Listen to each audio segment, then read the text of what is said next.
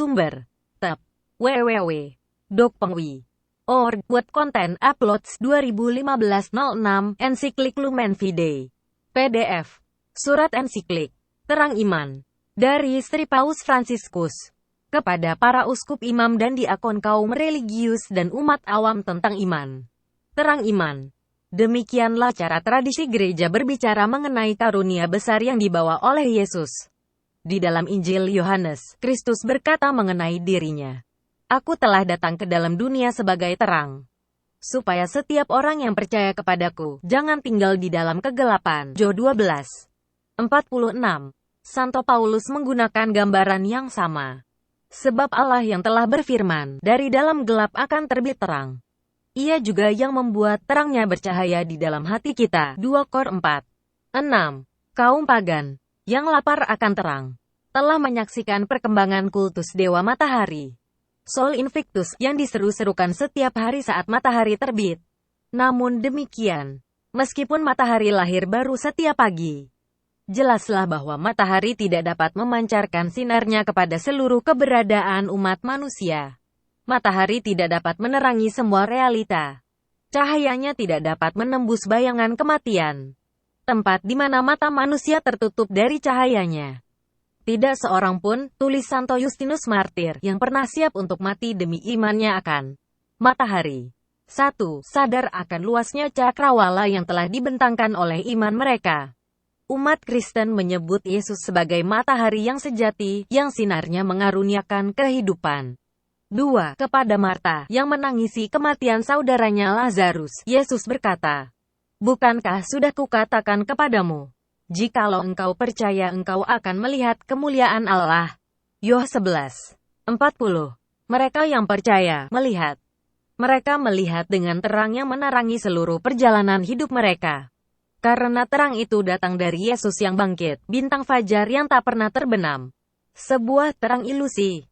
Namun demikian saat kita berbicara mengenai terang iman, kita seringkali dapat mendengar keberatan-keberatan dari banyak orang di zaman ini. Di zaman modern, terang tersebut mungkin dianggap telah cukup untuk masyarakat zaman dulu, tapi dirasa menjadi tidak berguna untuk masa sekarang. Untuk sebuah kemanusiaan yang telah sampai pada zaman yang bangga akan rasionalitasnya dan gitu gelisah untuk menyelidiki masa depan dengan cara-cara yang baru. Maka untuk sejumlah orang, iman nampak sebagai terang ilusi yang mencegah umat manusia dari langkah yang berani dalam penyelidikan pengetahuan. Nietzsche saat muda menyemangati saudarinya Elizabeth untuk mengambil risiko untuk menjalani jalur baru, dengan segala ketidakpastian seseorang yang harus mencari jalannya sendiri, dengan menambahkan bahwa disinilah di mana jalur-jalur kemanusiaan berpisah jalan. Jika kamu menginginkan kedamaian bagi jiwa dan kebahagiaan, maka percayalah. Tetapi jika kamu ingin menjadi pengikut kebenaran, maka carilah. 3. Kepercayaan akan menjadi tidak selaras dengan pencarian. Dari titik ini Nietzsche kemudian membangun kritiknya terhadap ajaran Kristiani karena menghilangkan arti sepenuhnya dari eksistensi manusia dan menanggalkan hal-hal baru dan petualangan dari kehidupan. Maka iman akan menjadi terang ilusi. Sebuah ilusi yang menghalangi jalan yang menuju pembebasan kemanusiaan untuk masa depannya. Dalam prosesnya, iman jadi diasosiasikan dengan kegelapan. Dulu ada orang-orang yang mencoba menyelamatkan iman dengan membuat ruang baginya menyebelah dengan terang akal budi. Ruangan tersebut akan terbuka di saat terang akal budi tidak dapat menembus, di mana kepastian tidak mungkin lagi. Iman kemudian dimengerti entah sebagai loncatan dalam gelap, yang harus dilakukan saat tidak ada terang, didorong oleh emosi yang buta, atau sebagai terang yang subjektif, yang mungkin dapat menghangatkan hati dan membawa penghiburan pribadi, tetapi bukan sebagai sesuatu yang dapat ditawarkan kepada orang lain sebagai suatu terang yang objektif dan yang dapat dibagikan, yang menunjukkan jalan. Walaupun demikian, lambat namun pasti akan menjadi nyata bahwa terang akal budi saja tidak cukup untuk menerangi masa depan. Pada akhirnya masa depan tetaplah merupakan bayang-bayang dan penuh dengan ketakutan akan sesuatu yang tidak diketahui. Akibatnya, manusia mengabaikan pencarian akan sebuah terang yang besar, yaitu kebenaran itu sendiri. agar dapat puas dengan terang-terang yang lebih kecil yang menerangi saat ini yang sedang bergulir cepat walaupun terbukti tidak sanggup untuk menunjukkan jalan. Namun dengan tidak adanya terang semuanya jadi membingungkan. Menjadi tidak mungkin untuk membedakan yang baik dari yang jahat. Atau jalan yang menuju tujuan kita dari jalan-jalan lain yang hanya membawa kita berputar-putar. Tiada akhir yang tanpa tujuan. Sebuah terang untuk ditemukan. Ada kebutuhan mendesak kalau begitu. Untuk melihat sekali lagi bahwa iman adalah sebuah terang. Sebab ketika api iman ini padam, semua terang lainnya akan mulai meredup. Terang iman ini unik karena ia mampu menerangi setiap aspek keberadaan manusia. Sebuah terang yang begitu hebat ini tidak mungkin berasal dari kita sendiri tapi dari sumber yang lebih primordial, sudah ada sejak awal mula. Dengan kata lain, dia pasti berasal dari Allah. Iman lahir dari perjumpaan dengan Allah yang hidup yang memanggil kita dan menunjukkan kasih-Nya. Sebuah kasih yang mendahului kita dan yang padanya kita dapat bersandar untuk rasa aman dan untuk membangun hidup kita. Diubah oleh kasih ini, kita mendapatkan visi yang segar, mata yang baru untuk melihat. Kita menyadari bahwa kasih-Nya mengandung sebuah janji pemenuhan yang besar. Dan sebuah penglihatan akan masa depan terbuka di hadapan kita. Iman yang diterima dari Allah sebagai karunia adikodrati menjadi terang bagi jalan kita, membimbing perjalanan kita melewati waktu. Di satu sisi, ia adalah terang yang datang dari masa lalu.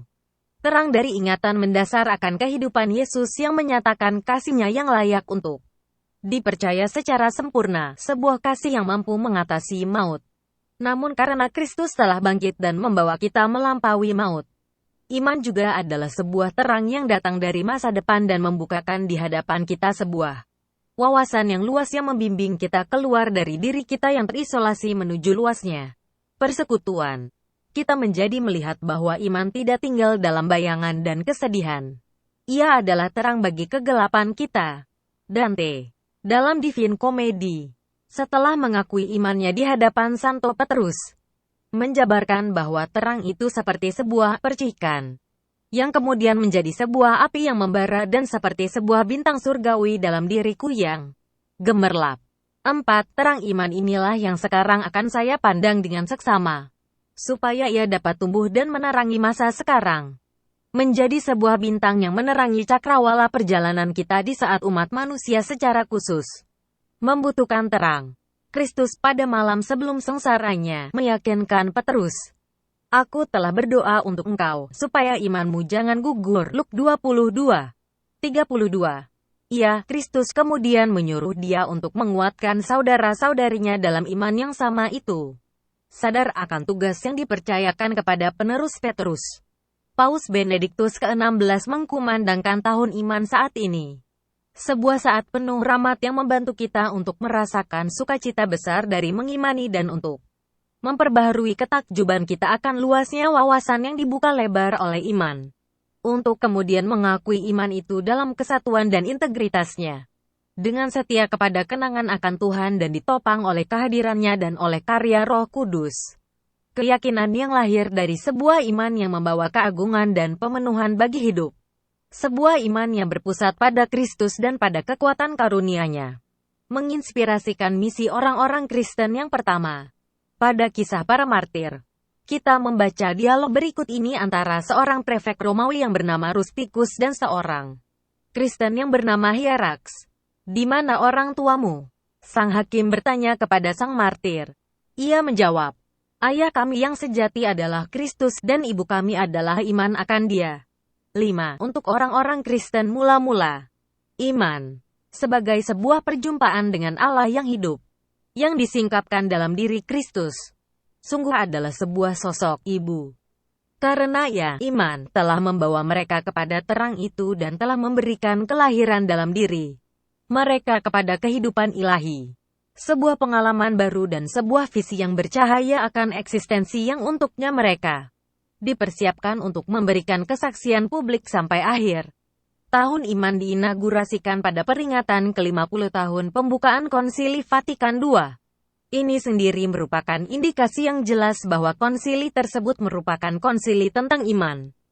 6. Sebab konsili meminta kita untuk mengembalikan keutamaan Allah dalam Kristus sebagai pusat dari kehidupan kita, baik sebagai gereja maupun sebagai individu.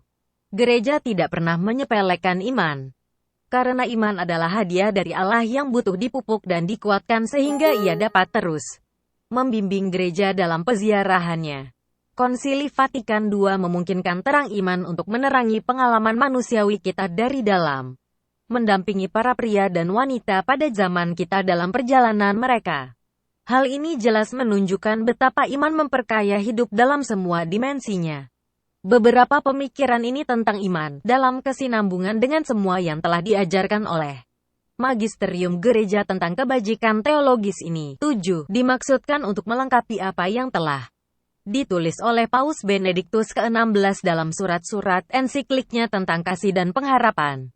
Ia sendiri hampir saja menyelesaikan draft pertama ensiklik tentang iman.